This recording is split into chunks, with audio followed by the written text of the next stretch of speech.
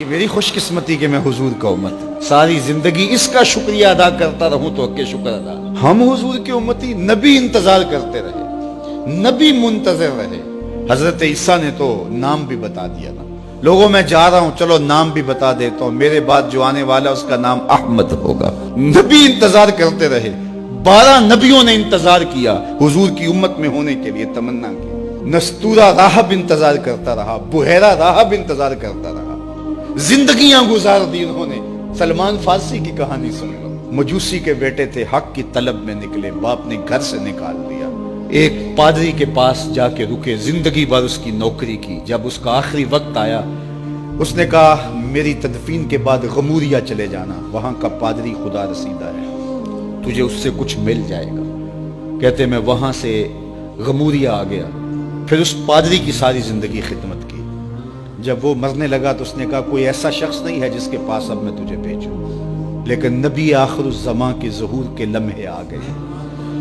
تو یہاں سے یثرب چلا جا, وہ اس نبی کی ہجرت گاہ ہوگی, تیری زندگی سنور جائے گی. تو نے بڑی محنت کی ہے, بڑی نوکری کی ہے میری.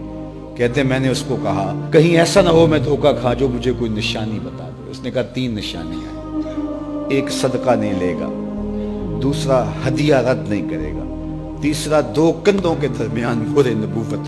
کہتے ہیں میں نے اس کی تدفین کی, یثرب کی جانب جاتے ہوئے ایک قافلے میں شامل ہو گیا. انہوں نے مجھے پکڑ کے اپنا غلام بنا لیا, لیکن میرے پہ مہربانی یہ کی کہ مجھے بیچا جا کے مدینے میں. ایک یہودی نے مجھے خرید لیا. میں اس کے باغ میں گوڈی کرتا تھا, کام کرتا تھا, کھجوریں توڑتا تھا, لیکن میں انتظار میں تھا کہ کبھی وہ نبی آخر الزماں آئے تو مجھے دید ہو. کبھی عرش پر, کبھی فرش پر, کبھی ان کے در, کبھی در بدر.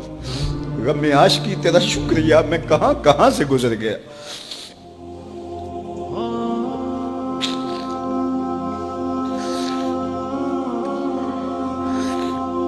کہتے ہیں ایک دن میں اپنے باغ میں کھجوریں توڑ رہا تھا کہ ہواؤں میں مستی پیدا ہو گئی اور ہر سمت سے طلع البدر علینا کی صدائیں گونجنے لگی.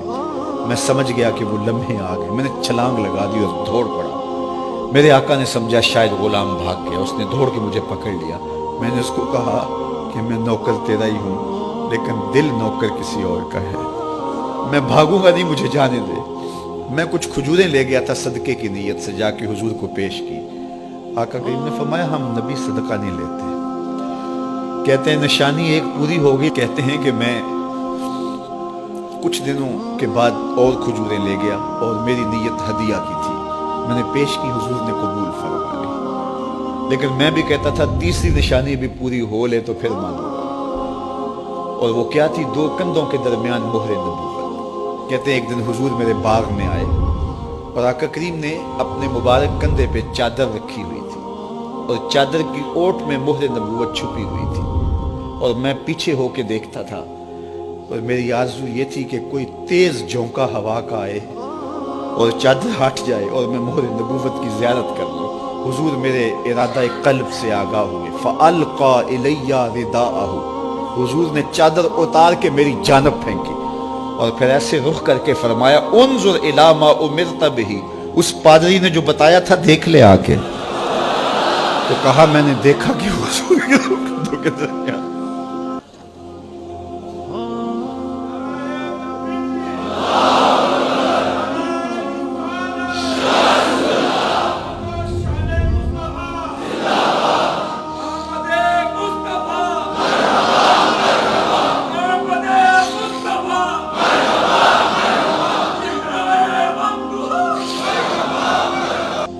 ہم نے تو کوئی انتظار نہیں کیا نا, ہم نے تو کوئی دکھ نہیں سہا. ہم سوئے تھے, مقدر جاگ اٹھے. ہمارے والد مسجد سے مولوی صاحب کو بلا لائے. انہوں نے کان میں آ کے کہا مبارک ہو, تو حضور کا نوکر بن کے آ رہا. ہمیں وہ نبی ملا جو نبیوں کا نبی.